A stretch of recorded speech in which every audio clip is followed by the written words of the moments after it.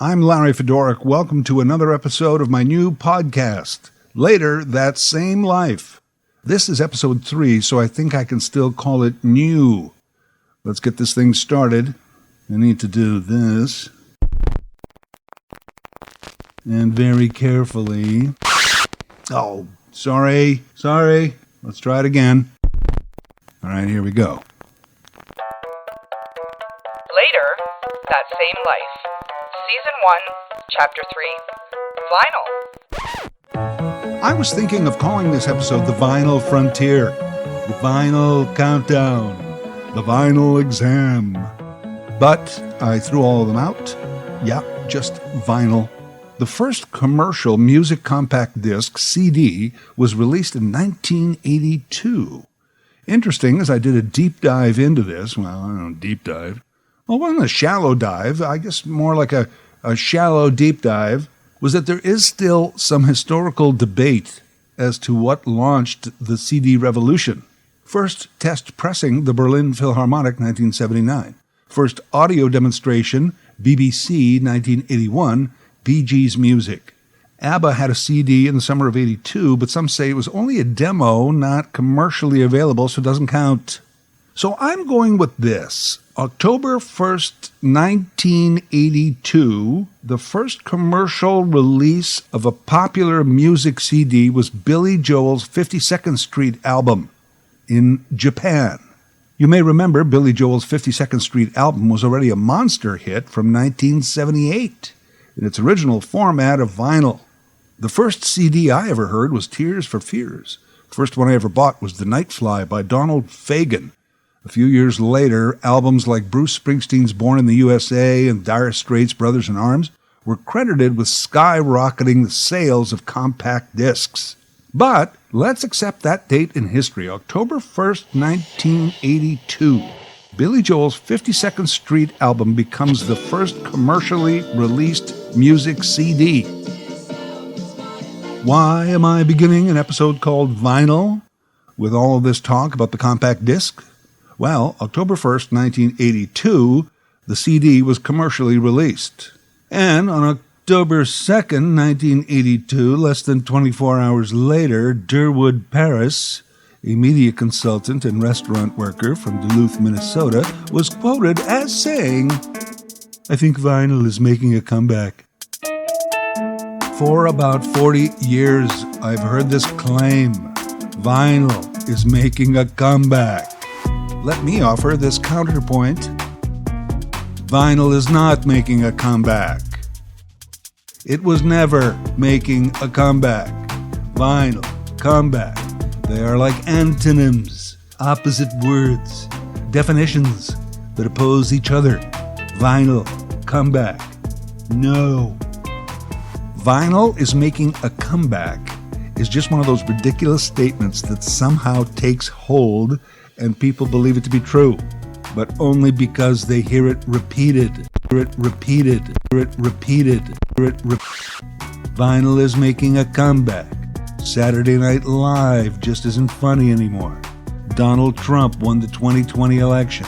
All big lies. Stop repeating them. Vinyl is making a comeback. Yeah, and we're going back to rotary phones and taking a horse and buggy to church on Sundays. Where is that Yellow Pages book? I need a blacksmith. Yes, there are still re-releases of classic vinyl. Even some new artists will release their music on a record album, a piece of vinyl. You can still buy turntables to play them on. This is not a comeback. This is a throwback. Let's say you still have vinyl, or are part of a new generation discovering vinyl, and you appreciate the format, the sound, the whole process of it. That's all very cool. Great hobby. But again, throwback versus comeback. I have a collection of old film cameras, but I don't walk around going, film cameras are making a comeback. Tom Hanks is famous for having and using his collection of typewriters, but I've never heard Tom Hanks on a talk show, typewriters are going to make a comeback. Vinyl It is what it is. But it's not a comeback. Vinyl had a good run. People were cranking up the old 78s on the Victrola at the turn of the 20th century. Their grandkids had 45s and record albums that played at 33. 33 and a third, I believe, to be accurate. Stupid numbers that mean nothing to a couple of the more recent generations. The numbers represent RPMs, revolutions per minute, the speed at which your vinyl played on your machine. RPMs, man. There was a music industry magazine in Canada for a long time. You know what it was called? RPM, because we all knew about the revolutions per minute. Hey, dude, did you know that people who were born in 45 will turn 33 in 78? Wow, man, you just blew my mind. I may have had that on a poster. So vinyl had a good run, 80, 90 years? That's not bad. The CD began to take over in 1982. In between, of course, worst format ever, the cassette. Come on, honestly. Stupid cassettes. You know, great for home and personal recording, but as a pop music format, yeah, we just could have skipped it. Small nod to digital tape. Industry format for a while, never caught on commercially. I always had a Boss stereo system. I'm a guy. At one point, hooked up to the amp and the massive speakers, was a turntable, a cassette player, and a CD player. Eventually, I figured out how to hook my VHS player to it, and then later a DVD player. Yeah, but all that will have to be another episode. The first vinyl album I ever bought was Serialistic Pillow by Jefferson Airplane. I mention it because I'm pretty proud of that. You know why? Because I was just a kid. I could have bought the Archies or the Ohio Express, Yummy, Yummy, Yummy, I've Got Love in My Tummy. Real song, by the way, not making that up. What an embarrassment to our generation.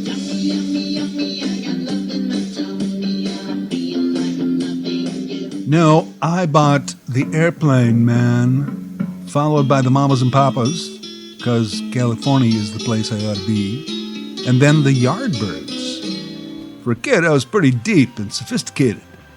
Well, eventually I did trade the Yardbirds album for a Monkees record, but still, the beginning of a cool vinyl collection. I loved music and records, began improving and adding to my stereo system, got into radio, so more albums came my way.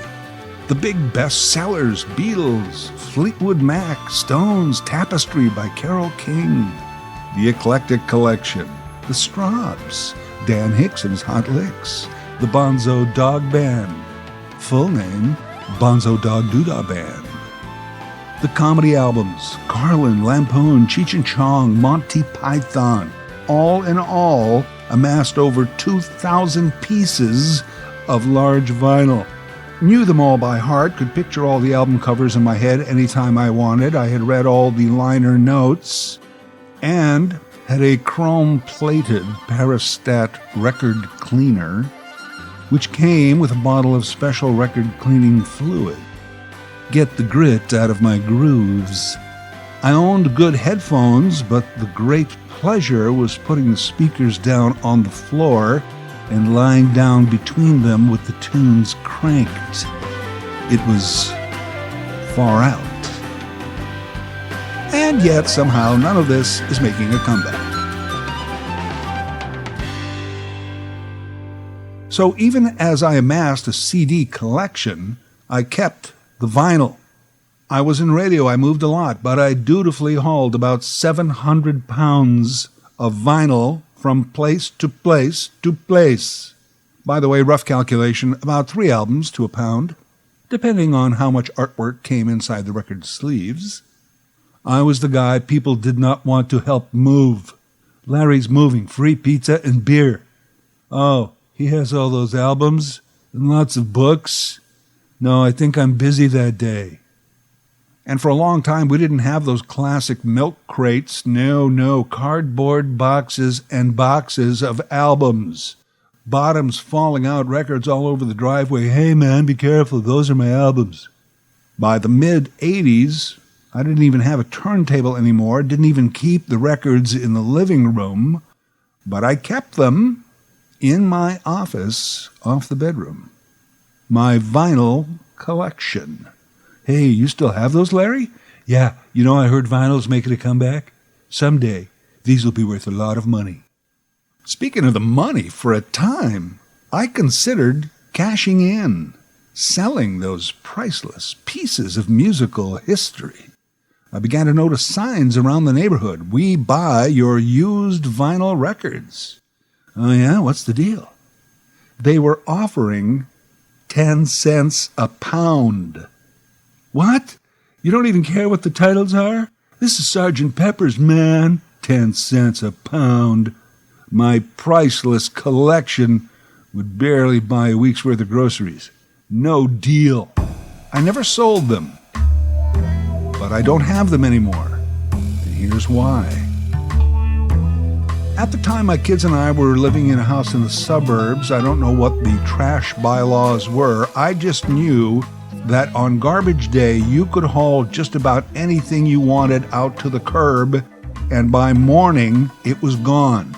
Garbage bags, old stove, crappy lawnmower, Aunt Irma, didn't matter, the men picked it up. I made the big decision. Albums were going to the curb. Hey, you never play them. You don't even have a turntable. You don't even look at them anymore. They're worth 10 cents a pound. They're gone.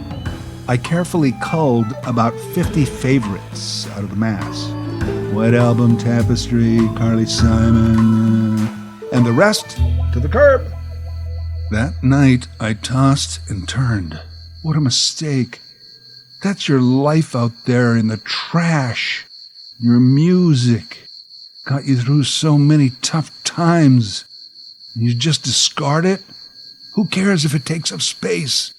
It's a pain in the ass to move. Those albums were good to you. And this is how you treat them? I made up my mind. I had to get up early for work. I knew it would be before the garbage trucks came. So instead of hitting the snooze alarm 3 times, I'd leap out of bed in the morning, go get those albums, and bring them back into the house. Yes, I'm going to do that. I felt at peace again and drifted off. About 3:30 in the morning, my peaceful sleep was disturbed by the sound of a large truck running what seemed to be just outside our house. Sounded like an 18-wheeler. Who the hell is driving an 18-wheeler down our quiet little suburban street at 3:30 in the morning? And why aren't they leaving? Drive on. Finally, I got out of bed and walked to the front of the house to have a look out the living room window. Not an 18-wheeler. Rather, a large fire truck. 2, actually. Red lights flashing, several firefighters milling about, and my neighbor, old Mr. Ham, supervising the events in his robe and slippers. I threw on my sweats and ran out to the end of the driveway. What happened? The commander explained that my garbage had caught on fire. Likely somebody flicked a cigarette butt, he said. Your neighbor across the street noticed the flames and called us. Lucky he did, because when we got here, the tree branches were about to catch on fire, and parts of the tree also hang over the house. So it would have started the roof on fire, then the house, and then who knows. And, well, we caught it in time. Old Mr. Ham had to go to the bathroom every 20 minutes. And how fortuitous, because on one of his trips, he noticed the inferno and called 911. Well, geez, thank you, firefighters, and thank you, Mr. Ham, and your failing urinary tract, for saving our lives. A few hours later, when the sun came up, I went outside to survey the scene. All the albums burned. All that music. Now just a small pool of hardening black muck in the tiny, dirty ditch between the sidewalk and the road. To anyone walking by, black, disgusting muck. But I knew it was really Kansas and Boston and Paul Simon, Jackson Browne, Meatloaf, Warren Zevon. Well, all of them now looking more like a miniature prehistoric tar sands project. What a sad day. Knew I shouldn't have thrown them out. Now they're gone. The deepest point of my rationale was, well, I guess it was meant to be, which is something people say when they're short on thought. At least I still had those 50 really good ones. When the vinyl hardened in the ditch, I chopped it up into pieces with a garden spade, put it in several garbage bags for next week's trash. A couple of years later, we moved to another house in another suburb. Only 50 pieces of vinyl to haul this time. That was a break. The house had a small storage room in the basement. The records were there on the bottom shelf in a box. Outside, a tree root grew into a water pipe and burst it. And the next morning, the basement had about 8 inches of water in it. No matter. Most of it was unfinished. Not too much damage. Nothing much of value down there, except Rumors, Abbey Road, Marvin Gaye, destroyed. And though vinyl itself might have survived sitting in water for several hours, the album covers did not. All that art and memory ruined. Out to the curb. These won't burn, they're too wet.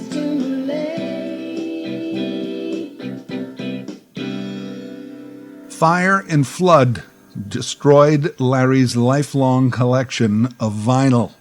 I mean, I know the music still lives, I get that. Right now, in my living room near my Boss stereo, about 1,500 CDs I don't know what to do with. Like I said, vinyl had a good run, almost 100 years. At about another 30, where it was threatening to make a comeback. CDs had less than 20, until the iPod hit. This little piece of hardware holds tens of thousands of songs. Yeah, I had thousands of songs at my fingertips. They weighed over 700 pounds. They burned. Their remnants live somewhere in a landfill. Years later, I would burn my own CDs, but that was a different thing. Listen, I love the digital age. Couldn't do a podcast without it. I don't miss vinyl. Don't miss the hiss, the cracks, the pops and scratches. Clean, beautiful MP3s, MP4s, and WAV files. I love them. But what is it? What did I just pay for? A file? It's nothing. It's a file on a machine. Good song, but it's a file. It's like cryptocurrency or NFTs. Just a file. It only has value because we say it does. We took some digits from this file and used it as payment to obtain this other file. Hey, I'm not stuck in the past. I do it. It's just amazing, though, when you stop and think about it.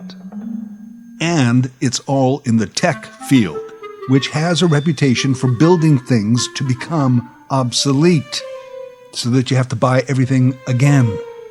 Maybe that's who's saying vinyl is making a comeback.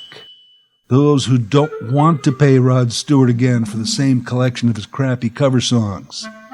Long, long ago, the only way people got music was when a minstrel came to the village. Eventually, you could go to places they called nightclubs and concert halls. Then came recorded music. Recorded music changed the world. My generation has gone through 4 major formats. Most of them, when we bought in, had something real, tangible, whether it was a piece of vinyl or some polycarbonate plastic with a thin coating of aluminum holding the data. We not only became emotionally attached to the music, but to the item that held it. These are my albums. Will it make a difference to a generation that just owns digital files? Will they appreciate the music differently? Will their music memories be altered? I don't know. We are from the past, and they, in the future, have nothing to compare it to. Well, maybe they will when vinyl makes that comeback.